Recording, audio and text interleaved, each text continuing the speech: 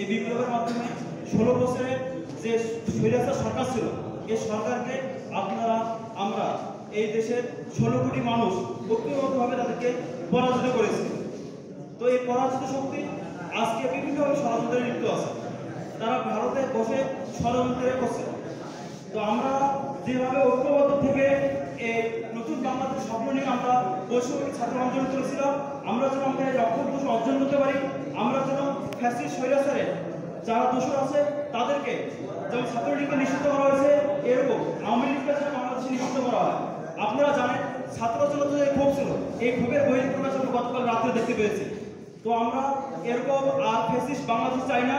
এরকম ভাবে কেউ রাজনীতি এরকম হস্তক্ষেপ করুক, মানুষের হস্তক্ষেপ করুক, মানুষের অধিকার হরণ করুক, আমরা এটা চাই না।